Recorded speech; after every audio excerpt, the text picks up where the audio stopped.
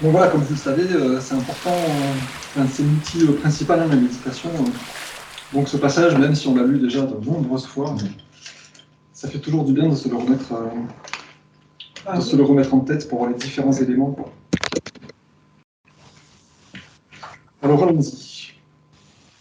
Comment méditer? Quand vous méditez, adoptez la position qui est la plus confortable pour vous. Vous n'avez pas besoin de faire de contorsion physique. Reposez-vous et relaxez-vous. Dites-vous à vous-même de détendre et de relâcher tous vos membres, y compris votre tête, nuque, visage, jusqu'à un état de mollesse totale. Je dois imprimer en vous que la méditation devrait être, à la longue, aussi simple que de glisser dans le sommeil. L'objectif de la méditation est de permettre à votre conscience tout entière d'aller au-delà des limites de l'intellect et de la raison. Il y a des enseignants qui vous diront d'imaginer.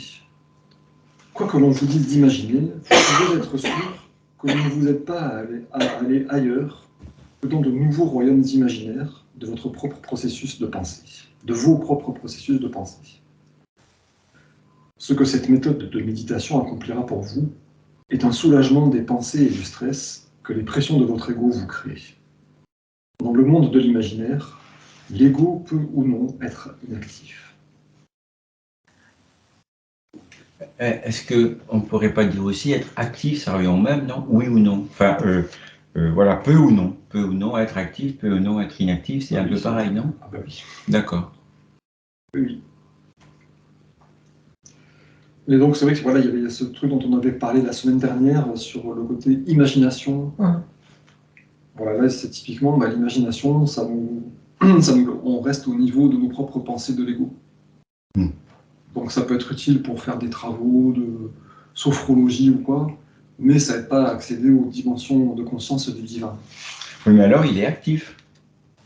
Oui, mais je veux dire, quand on fait de la sophrologie, l'ego est actif. Quand on fait de la sophrologie, j'ai peur des araignées, je ne veux plus avoir peur des araignées, ça fonctionne, hein. L'imagination, en gros. Mais là, ce qu'on essaie de faire, c'est d'atteindre les fréquences de conscience de Dieu. Voilà. Donc il faut s'élever au-dessus des fréquences de l'ego, en fait. Avant de commencer la méditation, préparez-vous en réalisant pleinement que vous êtes sur le point d'établir un contact avec la conscience divine, à la fois dans et transcendante à votre conscience. Par conséquent, cela est aussi au dehors et autour de vous. Visualisez exactement ce que cela signifie. Donc là, voilà, il fait appel à la visualisation. Essayez de visualiser ce que cela signifie. Que la conscience divine soit dans et autour de vous, aussi bien au dehors qu'au dedans.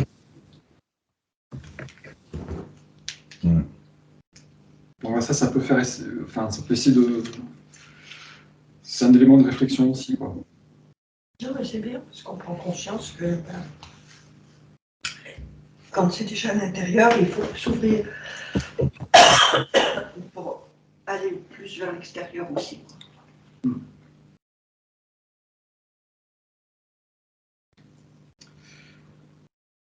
Donc après, l'importance de ce à quoi on pense, c'est vrai que c'est vraiment primordial, quoi. Rappelez-vous à chaque instant que ce à quoi vous pensez est ce à quoi vous vous accordez. Vos pensées sont des projecteurs établissant le contact avec ce que vous recherchez. Rappelez-vous que chaque pensée a sa propre fréquence de vibration dans la conscience. Croyez-le et sachez-le, car c'est vrai. Plus la pensée est spirituelle, plus les fréquences de vibration sont élevées. Les formes de conscience incarnées par les paroles ne sont pas visibles, mais ce sont des entités spécifiques de l'être. Elles ont la vie de la conscience en elles. Elles sont magnétisées vers des formes de conscience semblables. Le semblable attire le semblable. Pensez chien et visualisez ce que cela signifie pour vous, et vos pensées sont accordées à l'espèce canine. Alors, les formes, qu'est-ce qu'il entend par les formes de conscience? Les formes de conscience, c'est des pensées. C'est des schémas de fonctionnement mentaux, en gros. Comme un ensemble, quoi. Une forme de conscience, ça pourrait être, je sais pas, le pardon, par exemple. La colère. Ou la colère, ou la vengeance. Des ensembles, ça fait des ensembles, et puis on ou le deuil, par exemple. C'est comme un espèce d'algorithme, en fait, ou enfin, pas forcément, mais... Un ensemble. C'est un ensemble de pensées connexes qui créent un sens, il me semble. Hein. Mais c'est un peu abstrait, hein, comme... C'est un peu abstrait, oui. Mais on arrive à le saisir. Par exemple, un fils d'agriculteur, pour lui, le mot vendange, ça signifie tout un monde, quoi. Tu vois, c'est ça la forme de conscience. D'accord. Les vendanges, c'est la saison où le raisin est mûr, mais il faut aussi employer des saisonniers, et puis il faut préparer les cuves. Voilà, les vendanges, c'est tout un... Ouais, un ensemble de choses cohérentes. Ouais, voilà. Okay. Et pour nous qui ne sommes pas... Voilà, la vendange, c'est beaucoup moins développé, quoi, par exemple. Après ça, il y a ce passage sur les entités spécifiques de l'être. Les formes de conscience sont des entités spécifiques de l'être. Où est-ce que tu vois ça? Ah oui. Oh, juste en dessous là. Oui, en dessous. Elles ont la vie de la conscience. Ah oui, on a passé, rappelez-vous, à chaque instant, sur à quoi vous pensez. Non, non. On l'a On lu, s'est ça. cher à visualiser ce que ça signifie. On en est là, non? Oui. Ah oui, on est Non, plus bas, en c'est fait, on est conscience plus bas. universelle. Oui, d'accord. Non, mais on revient un petit peu sur ce qu'on a lu, oui. D'accord. Dans ce truc, voilà, d'entité spécifique de l'être, en méditant un petit peu dessus, on comprend en fait que ce sont comme des formes de vie, en fait. Enfin, c'est des formes vivantes. C'est ça, ouais. Avec notre pensée, en gros, on a créé un être. On a créé une chose vivante. Une entité spécifique de l'être. Comment on crée une situation aussi. Et puis, chaque... Et puis ce mot ou cette pensée qu'on a créée, elle est vivante, en fait. C'est ça qui est... Elle a presque une vie, pas autonome, mais elle a une vie par elle-même, en fait, qui va ensuite la faire aller vers des formes de conscience similaires, et qui va ensuite revenir vers nous, quoi. Bah si, elle est presque autonome, hein, puisqu'elle Ouais. est là. Elle est individuelle, en fait. C'est une entité... Bon, c'est intéressant de méditer dans tous ces passages-là. Oui. Chaque phrase est vraiment significative, quoi. Voilà, pensée conscience universelle, ou vie divine, avec la compréhension de ce que cela signifie pour vous, et vos pensées seront dirigées vers la conscience universelle, la vie divine. Si vous avez pleinement compris tout ce que j'essaie de vous dire, vous saurez que votre méditation atteint son objectif. Sachez-le, et vous trouverez que votre foi se renforce. Votre foi reste faible parce que vous ne faites qu'espérer ou désirer, ou vouloir magnétiquement vous accorder à la conscience vie, parce que vous espérez tirer un bénéfice de l'exercice. Ne voyez-vous pas combien terrestre est une telle approche de ce qui vous a donné l'être? Est-ce respectueux? Cela convient-il à une personne qui recherche un contact véritable et qui s'attend à l'établir? Alors que la conscience universelle infinie n'est pas le Dieu mythique d'en haut, décrit par l'Ancien Testament, cela est la réalité infiniment puissante partout présente, manifestant sa propre conception, intelligente, évolutive, son attention aimante pour tout ce que cela a amené à l'être. Alors, ce passage aussi, il est un petit peu...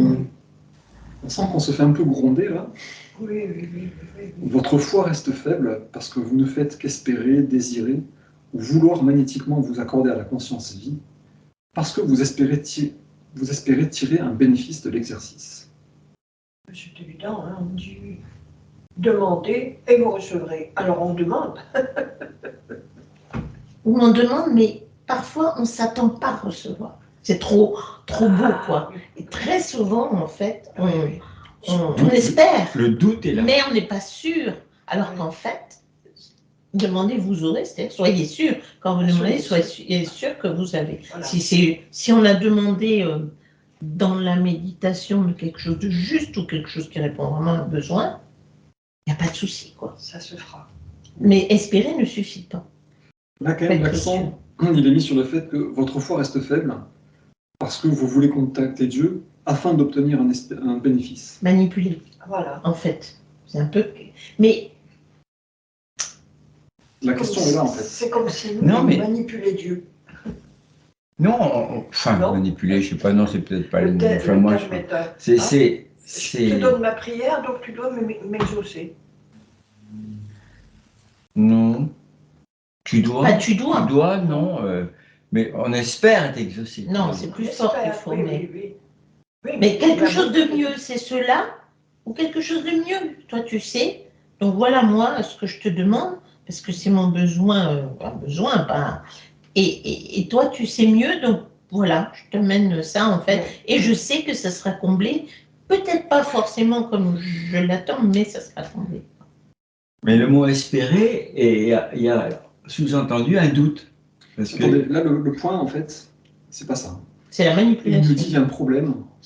Enfin, votre foi reste faible parce que vous comptez tirer un bénéfice de votre contact avec Dieu.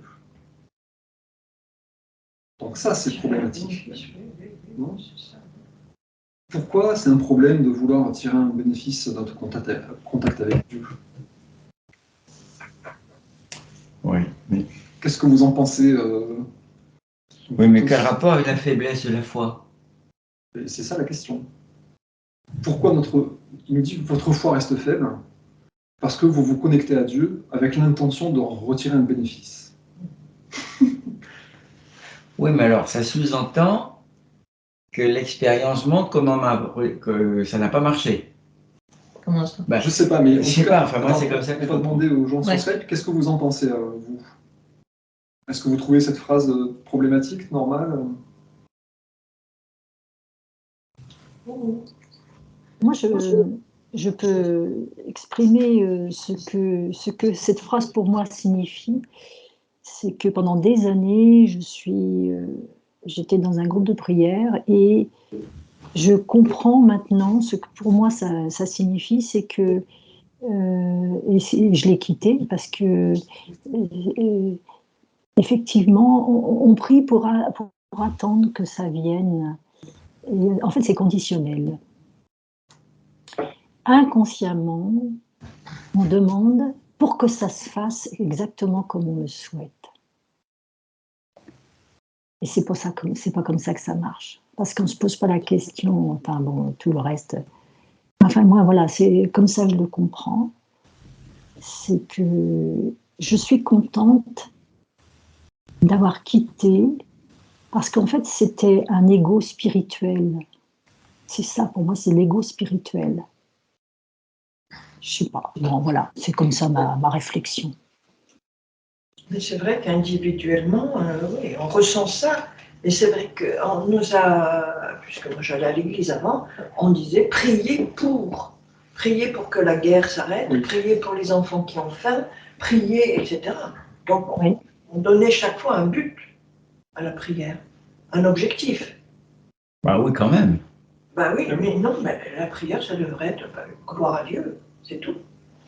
Et pour faire quoi? Oui, mais oui, sinon ça va au-delà quand même. Parce que Dieu, normalement, si on vit avec Dieu, il nous aide dans nos projets, ou dans ces projets qu'on veut mettre en branle, quoi. Donc, Moi, je vois ça, c'est-à-dire, on prie pour un résultat, mais le problème, c'est qu'on a déjà décidé des façons d'y arriver. Alors, finalement, c'est peut-être pas du tout ce qu'on a imaginé qui va se produire. Parce qu'il faut laisser Dieu, qui connaît la bonne solution, apporter les bons moyens. Et ça ne va pas forcément correspondre à ce qu'on a imaginé dans sa tête au départ. Ça, c'est ce qu'on disait la semaine dernière, mais comme l'a bien remarqué Elisabeth, en fait, c'est de l'ego spirituel. Je veux faire ça pour obtenir du bénéfice. Oui, c'est ça. C'est ce qu'on nous a appris, hein, moi. C'est subtil quand même. Bah, on prie pas pour espérer que ça n'arrive pas. Oui, Forcément, le bénéfice est espéré, forcément. Je pense que c'est pas possible de faire autrement. Mais justement, pourquoi il y a cette... Mmh. Parce que bien sûr qu'on fait quelque chose parce qu'on pense que c'est bien de le faire. Parce que ça va être mieux pour nous, Oui. ça va être mieux pour... Oui, d'accord. Et à ce moment-là, mais laissons les moyens à Dieu. Oui, mais Ne décidons pas à l'avance. Il n'y a pas question de moyens là, hein. Il n'y a pas question de décider. Oui. moi je pense que en fait ça vient de l'intérieur pour aller vers l'extérieur. Et avant on appelait que le Père exauce notre prière, ça vient de l'extérieur pour aller vers l'intérieur.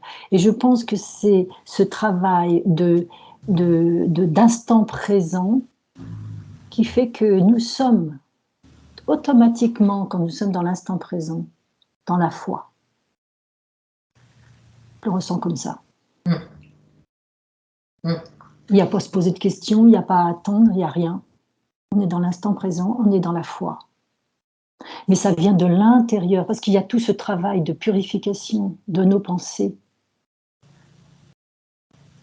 Il y a un autre passage, je ne sais plus dans quelle lettre, il me semble que c'est la lettre 8 aussi, où il parle de la mort de l'ego. Vous vous souvenez de ce passage de la mort de l'ego? Ah oui. En gros, il dit que ce passage, cet instant de la mort de l'ego, doit se produire au bon moment et pas trop tôt. Et qu'il ne faut surtout pas que ça soit un résultat d'une volonté de devenir plus avancé spirituellement. Oui. Là aussi, ça paraît un peu contradictoire. On se dit, bah, pourtant, c'est un peu le but. Mais il dit non, parce que c'est de la volonté de l'ego. Je veux être plus avancé spirituellement. Je veux obtenir du bénéfice. Je veux être meilleur. Il y a toujours cet ego qui nous rattrape. Le but, c'est pas du tout ça, apparemment.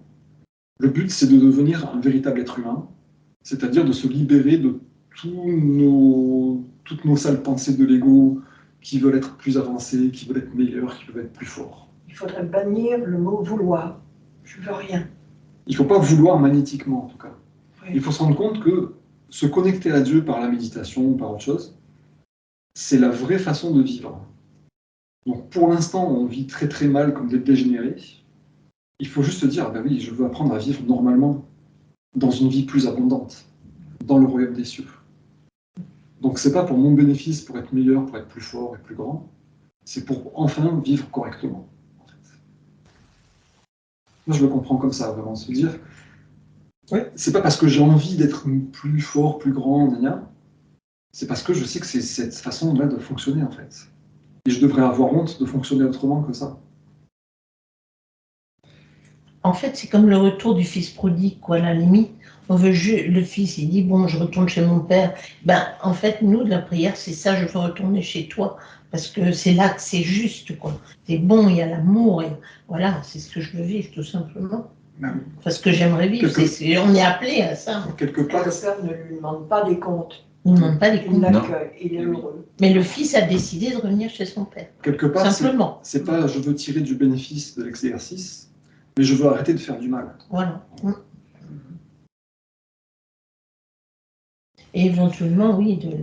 Oui, si on considère qu'effectivement tirer du bénéfice, c'est égoïste, on revient vers l'ego, quoi. Voilà. Dans ce sens-là, oui. C'est pour ça que cette phrase, elle fait quand même réfléchir. Hein. Votre foi reste faible parce que vous espérez tirer du bénéfice de l'exercice. Au début, tu te dis, mais bien sûr que j'espère tirer du bénéfice, sinon je ne le ferai pas. Et en fait, voilà, il faut faire la distinction entre tirer du bénéfice pour moi, se dire, en fait, j'ai besoin de me guérir de mon ego. Quoi.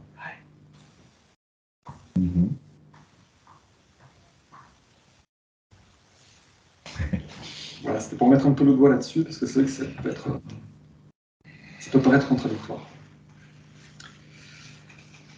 Est-ce respectueux? Cela convient-il à une personne qui recherche un contact véritable et qui s'attend à l'établir?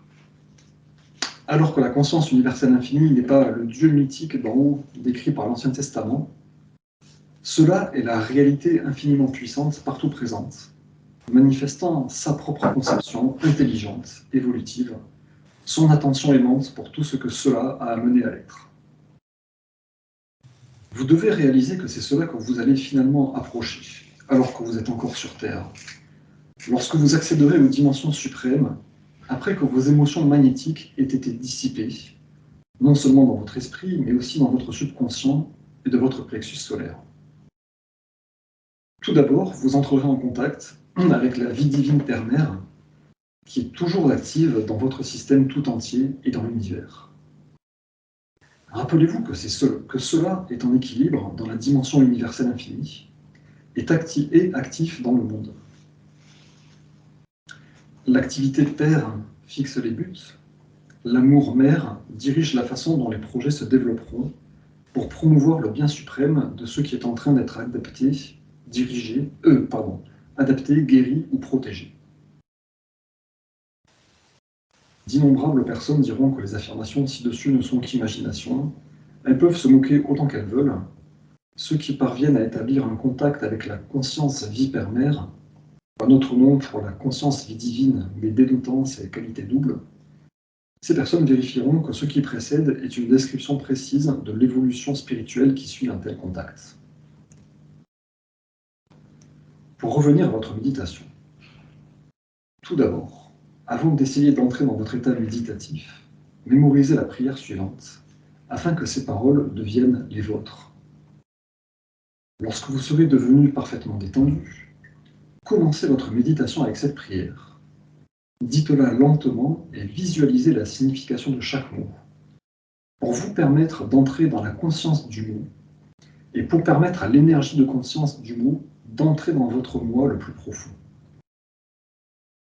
Pendant que vous dites cette prière, vos yeux devraient être fermés et votre regard levé vers votre front. Donc ça aussi, c'est un passage assez intéressant, je trouve. Visualiser la signification de chaque mot pour vous permettre d'entrer dans la conscience du mot et pour permettre à l'énergie de conscience du mot d'entrer dans votre moi le plus profond.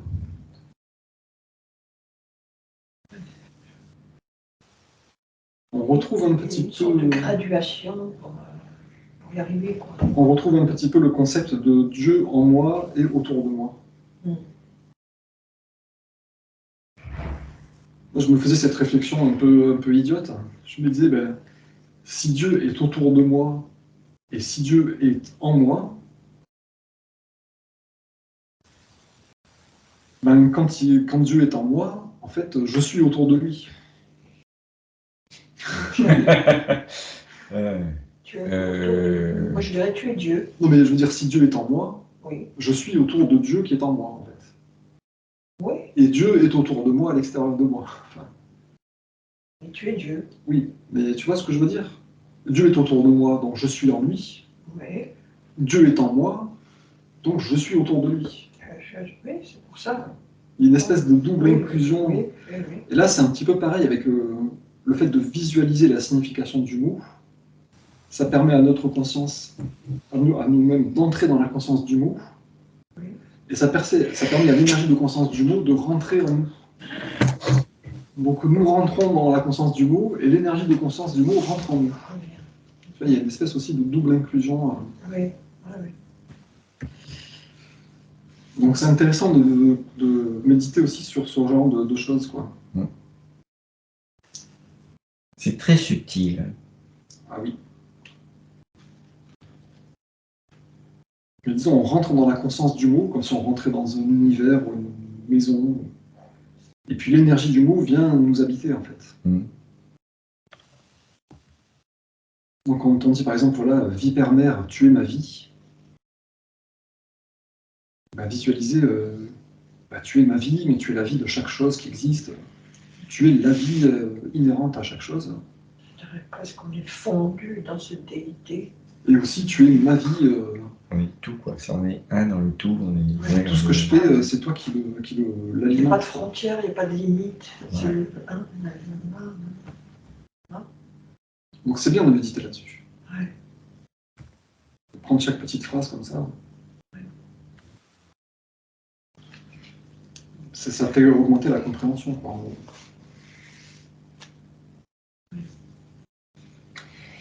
Donc maintenant, lisons cette prière. Et pareil, si vous voulez m'interrompre un moment, n'hésitez pas. Vie Père-Mère, tu es ma vie, mon soutien constant, ma santé, ma protection, ma satisfaction parfaite de chaque besoin et mon inspiration la plus haute. Je te prie de me révéler la véritable réalité de toi-même.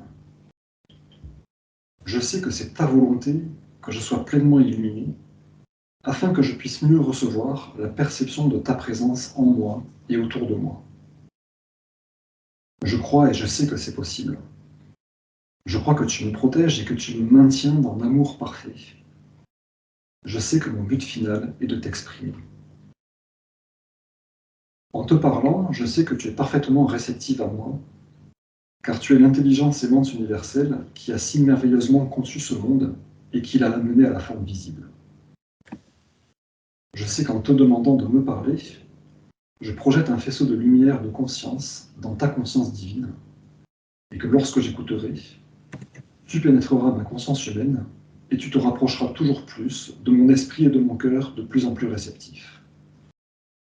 Je confie mon être et ma vie à tes soins.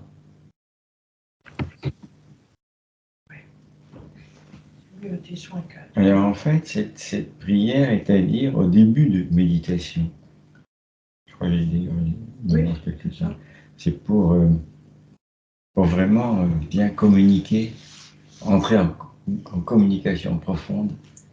Ça nous relie. Ça nous relie. Ouais. Hein, je dirais presque que ça nous met dans cette énergie-là. Voilà. Avec les mots forts. Ma santé, ma protection, la satisfaction de tous mes besoins, mon soutien constant. l'inspiration la plus haute. Moi, souvent, ça m'arrive de... Enfin, tu vois, je passe quelques minutes sur chaque mot, en fait. Ma vie. Essayer de comprendre, voilà, tu es ma vie. Tu es mon soutien constant. Après, voilà, ma santé, ma protection. Et chaque mot, bien rentrer dedans le concept, me dire, bah, c'est de la conscience qui me soutient, c'est de la conscience qui m'apporte la santé, c'est de la conscience qui me protège. Et oui. C'est pareil curieux, quand même. Ben non, parce que par exemple, on sait que la colère, c'est dévastateur, par exemple. Donc si nos pensées, s'il nous soutient au niveau pensée, ça veut dire qu'éventuellement on peut être empêché de tomber dans la colère, etc., etc.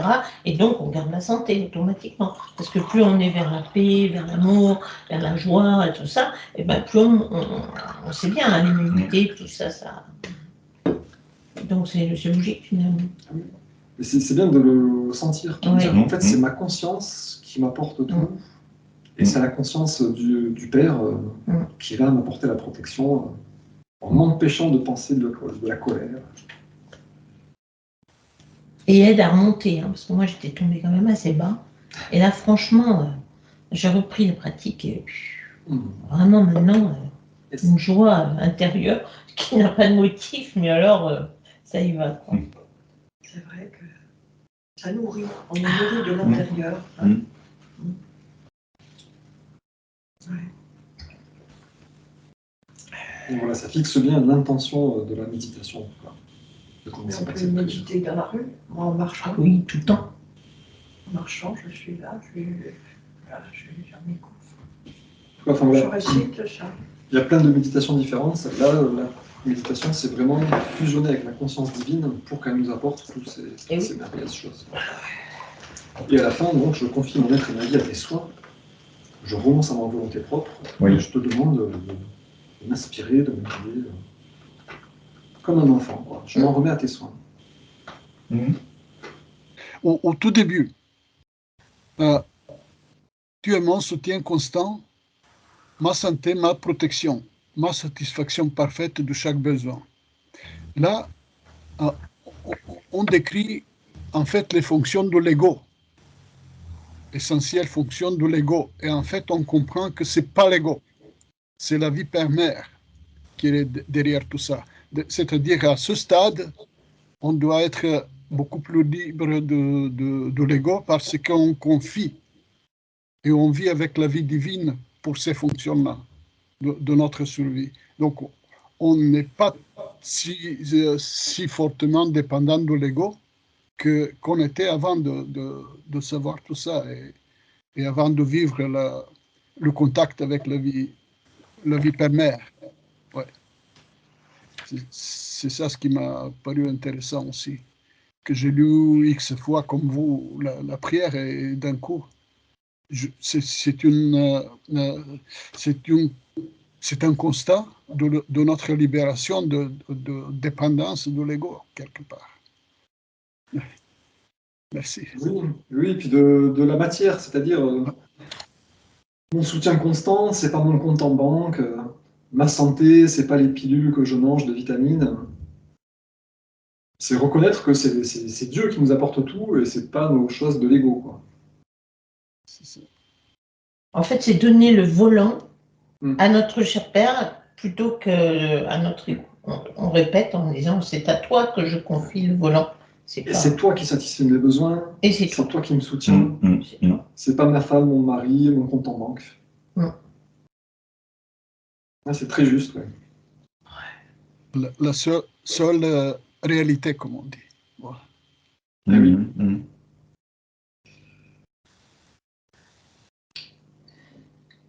Bon, on continue. Hein. Chaque fois que vous prononcez, que vous visualisez cette prière, donc là, vous remarquez aussi qu'il parle de visualisation. Hein. Chaque fois que vous prononcez et visualisez cette prière, vous créez une forme de conscience spirituelle. Donc ça peut... Tu vois, Georges, ça donne l'exemple d'une forme de conscience.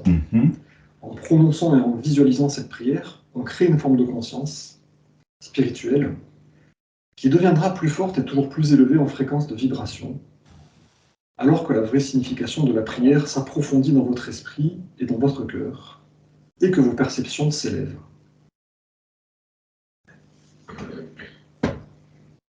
Après la prière, détendez-vous toujours plus profondément et laissez votre esprit devenir aussi vide que possible.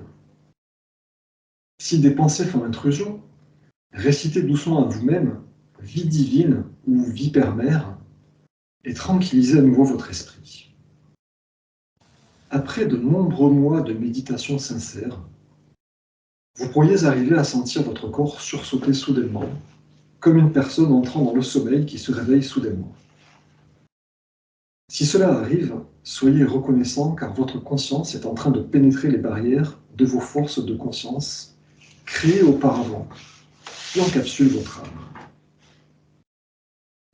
Quand vous vous sentez entrer dans un profond état de conscience différent, si profond que vous respirez à peine, sachez que vous commencez à atteindre votre but. À la fin de votre méditation, rendez toujours grâce avec joie et reconnaissance. Rappelez-vous que rien de ce que vous pouvez penser, dire ou faire ne peut réduire en aucune façon tout ce qu'est la conscience vie père-mère. Cependant, tout scepticisme formera une barrière entre vous et la vie père-mère. C'est ça, c'est le doute qui arrête tout. Ah oui. Ah ouais. Bon, moi, je me rappelle, c'est sûr, dès que le doute ou la peur même arrive, enfin, moi, c'est comme ça, j'ai senti plein de fois, c'est comme des grilles qui tombent comme ça. Et dès qu'on repart dans la prière et la confiance, c'est paf, paf, paf, comme des tous mis au vert et les feux. Et ça passe. C'est impressionnant, ça, impressionnant.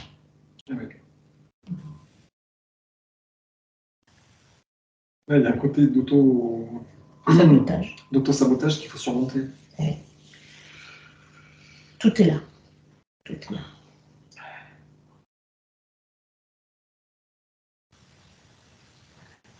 Et c'est vrai que ça va complètement à l'encontre de l'enseignement chrétien. Hein. Rien de ce que vous pouvez dire, faire ou penser ne peut réduire en aucune façon tout ce qu'est la conscience vie père-mère. Dieu ne va pas se détourner de nous parce qu'on a mangé de la viande le vendredi ou je ne sais pas quoi. Oui. Rien de ce qu'on peut penser, dire ou faire ne peut réduire la conscience vie père-mère. C'est quand même très rassurant. Même si on fait des bêtises, si on est en colère contre les gens, qu'on souhaite du mal. Ah oui, on est toujours aimé par conscience vie père-mère, tout le temps. Quel que soit ce que l'on peut dire ou faire. Par contre, après, il faut revenir en reprenant conscience. C'est extrêmement rassurant en même temps. Ah oui, c'est complètement rassurant. Rassurant parce que vraiment, des erreurs.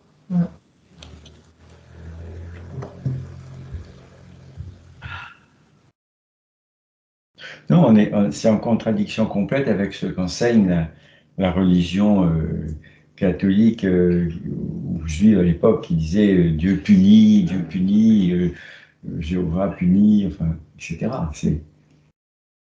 Là, on n'est pas, c'est complètement différent. Là, c'est au contraire, Dieu nous aime et vous aime et vous aime, quoi. C'est juste Ah l'inverse. oui, t'as fait une bêtise, c'est pas grave, je t'aime quand même. Eh oui. En fait, c'est exactement comme des parents avec les enfants au niveau humain. C'est-à-dire, on l'aime, mais si l'enfant, il veut vraiment faire une bêtise, on sait qu'il va se cogner, enfin, il va se faire mal, on le laisse, mais on l'aime quand même, même on a mal parce qu'on l'aime, et après, quand il revient, automatiquement, on l'accueille.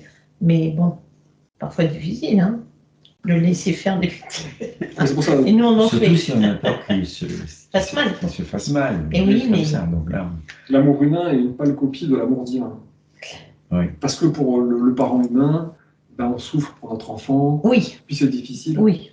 Il faut comprendre que l'amour divin, il est totalement inconditionnel. Inconditionnel. Il ne varie jamais. Inconditionnel. C'est l'amour inconditionnel. Et par contre, il faut bien se rentrer ça dans la tête.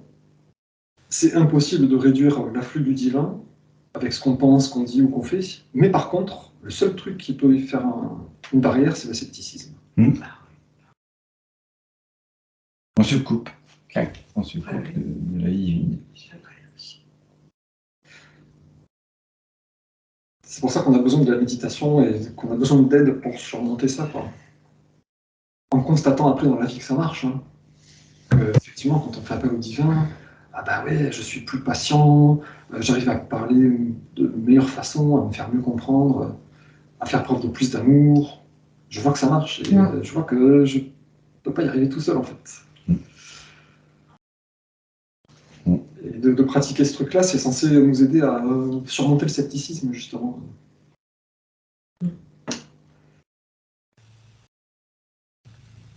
Ça me fait un petit peu penser avec le passage où il parle du fait que la conscience divine veut dissoudre toutes les tensions dans la création.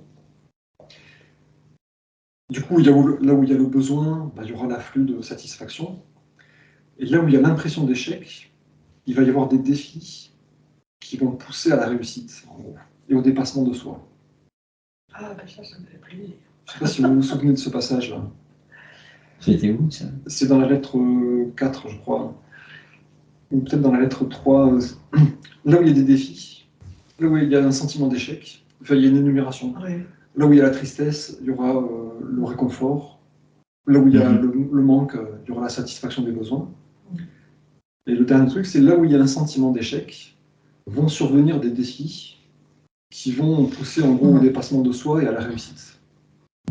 Mais il y a des gens qui pourront être tellement fermés à la compréhension du divin qui vont vivre ça toujours comme plus d'épreuves difficiles et ils resteront enfermés dans leur sensation d'échec permanent. C'est de la résilience en fait, c'est rebondir. Ça fait penser à ça, ouais. Se dire, pour rester pour renforcer la foi, il faut toujours comprendre que Dieu nous aime et qu'il nous donne les capacités de surmonter les choses et de rester aimant face aux gens qu'on a envie de mépriser. Et de pratiquer ce truc-là et de voir que ça marche, ça renforce la foi tous les jours. Ça fait des marches. Donc voilà, il faut réaliser en fait les changements que l'on a en soi. Prendre conscience des changements qui arrivent grâce à ça, grâce à la méditation, Et quelque part, au lieu d'aller dans la méditation en cherchant du bénéfice, comme il disait, il faudrait aller dans la méditation en cherchant à dominer notre scepticisme. C'est ça en fait le truc. En fait, c'est un moment d'abandon et d'amour. Et quand il y a le truc, je te prie de me révéler la véritable réalité de toi-même, c'est un peu ça. C'est un peu, aide-moi vraiment à te percevoir. Ça veut dire qu'il y a quand même beaucoup de doutes en lui-même pour dire ça. Oui. Ah oui. Ça traduit tous les doutes qu'on peut avoir. Le Christ, il priait plus comme ça, à mon avis. Lui, il percevait Dieu, donc il disait pas montre-toi à moi, s'il te plaît. Mais non, je te vois. Oui. Nous, on n'est pas encore dans cet état-là, donc on prie. Le prix de me révéler ta véritable réalité. Et j'aimerais aussi attirer votre attention sur ce passage qui a changé par rapport à votre traduction.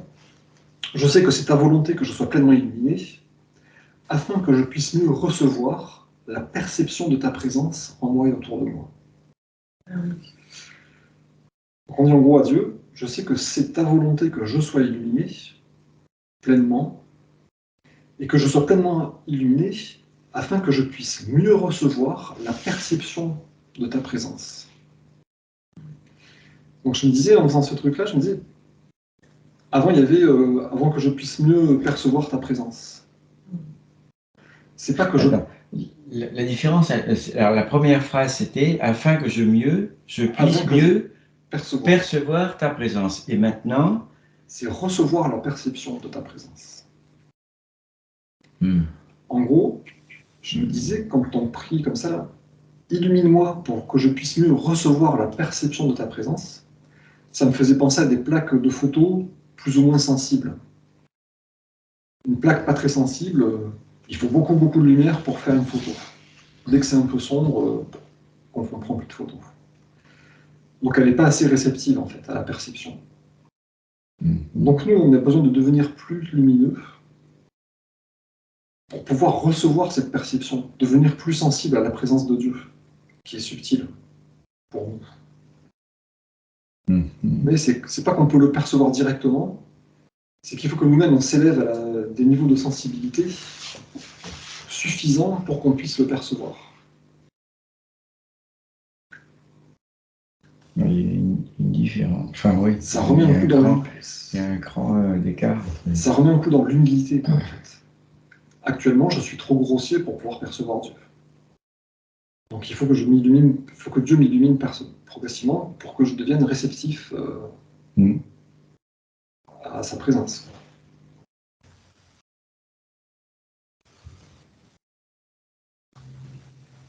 D'où l'intérêt d'essayer de visualiser au lieu d'imaginer. On imagine Dieu voilà, comme une grande lumière, c'est bien, c'est mignon, mais c'est pas ça. Voilà, imprègne ma conscience, et progressivement, je vais devenir plus réceptif à la perception de ta présence. Il est vraiment là tout le temps. Hein. Quand on sera illuminé complètement, il ne sera pas plus présent qu'il l'est maintenant. Non, mais par contre, on le percevra, spontanément presque, on peut dire. On sera devenu suffisamment réceptif pour le percevoir. C'est ce qui est arrivé au Christ après ses 40 jours dans le désert. Là, il était... Ça y est. Et c'est ce qui fait lien avec le scepticisme qui forme une barrière entre nous et la conscience divine. Nos chaînes et nos cordes de l'ego nous rendent pas réceptifs.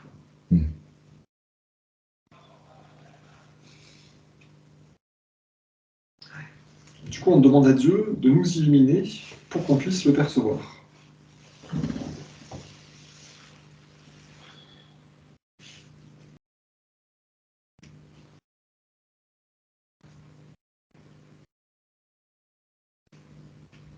Et c'est vrai que ça fait un peu auto-réalisation, parce qu'on a besoin d'avoir la foi pour être illuminé. Pour avoir la foi, on a besoin de percevoir Dieu. Mais on ne peut pas le percevoir si on n'est pas illuminé et qu'on n'a pas la foi. Il y a un moment, voilà, il faut essayer d'entraîner la machine, augmenter doucement la foi, augmenter doucement la perception, et puis progressivement, ça va se développer. Encore plus de foi, encore plus d'illumination et de perception, jusqu'à sentir Dieu partout autour de nous, sentir sa présence en nous. Et au final, le royaume des cieux.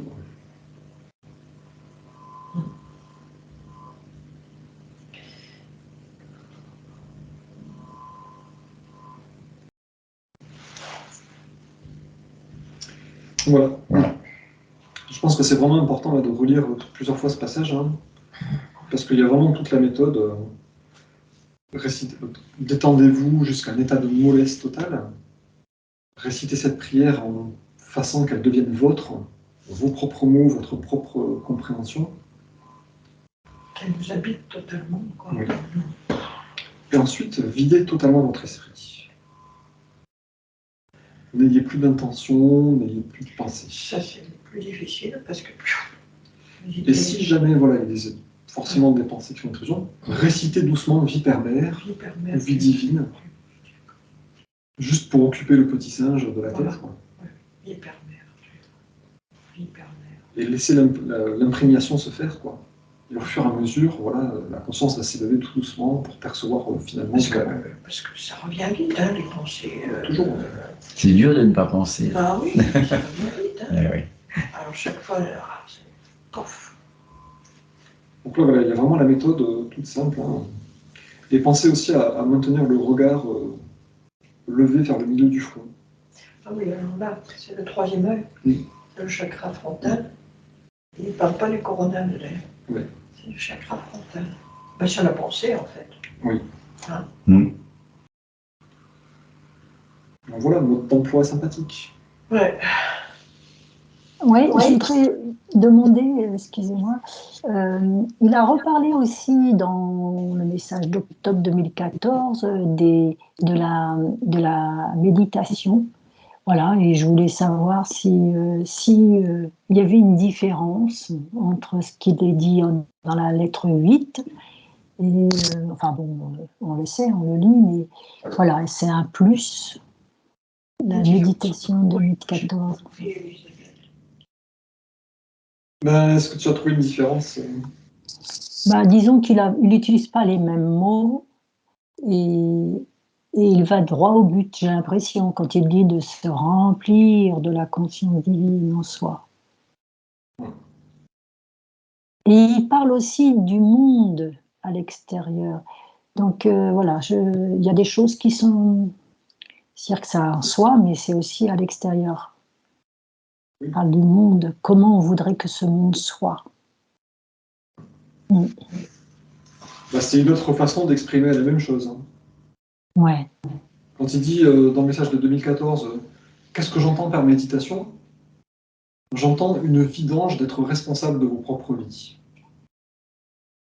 Comment? J'entends une vidange de votre volonté d'être responsable de votre vie. Mm. J'entends un accès à la dimension de l'infini. Voilà. Et il y a une volonté de vous élancer vers l'infini. C'est un petit peu ça. Je crois qu'il n'y a vraiment aucune différence. C'est juste c'est pour le dire autrement, pour nous aider à mieux comprendre.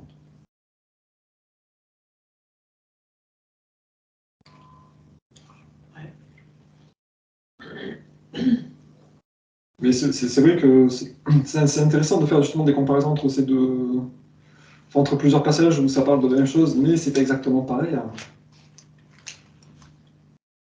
Parce que ça nous aide à comprendre. Hein. On a besoin malheureusement d'enlever nos barrières mentales pour mieux comprendre. Je voulais juste donc ce petit passage hein, de 2014 là. Qu'est-ce que j'entends par méditation? J'entends une vidange de vous-même, de votre volonté d'être responsable de votre vie. J'entends un accès dans vos esprits à l'immensité de l'espace, cherchant le contact avec ce qui vous a amené à l'être. Fermez les yeux et gardez-les levés vers le sommet de votre front. Abandonnez votre volonté. Demandez à être rempli par la conscience divine afin d'être inspiré par de nouvelles idées sur ce que le monde devrait être. Si ces idées vous viennent pendant votre contact avec la conscience divine, au moment où vous sortez de la méditation, notez ces idées dans votre journal spirituel. Chaque personne devrait en tenir un. Commencez à penser à la réalité de vivre dans l'amour inconditionnel avec tout le monde. Qu'est-ce que cela signifie vraiment? À quoi ressemblerait vos vies? Quel genre de sentiments s'élèvent en vous? Créez un tel endroit dans votre esprit aussi longtemps que vous vous y sentez heureux. Donnez seulement de petites doses d'amour inconditionnel. Qu'en apprenez-vous? Parlez de vos découvertes concernant votre forme de conscience actuelle. C'est juste voilà, une autre façon de dire ça. Élancez-vous vers la vie permère infinie. Videz-vous de votre conscience de l'ego et cherchez à exprimer Dieu. Je sais que mon but final est de t'exprimer. C'est vraiment ça. Oui, c'est ça. C'est ça, ça doit être notre but. Et c'est que mon but final est de t'exprimer. Et comment je vais t'exprimer? Par mes actes, par mon regard, par ma relation, par mon rayonnement, par Les ce que je paroles. peux dire, hein, Par mes paroles aussi, par mes oui. paroles, et oui, Par l'intention à l'intérieur aussi. ouais, L'intention d'être aimant, d'être patient, de la compréhension.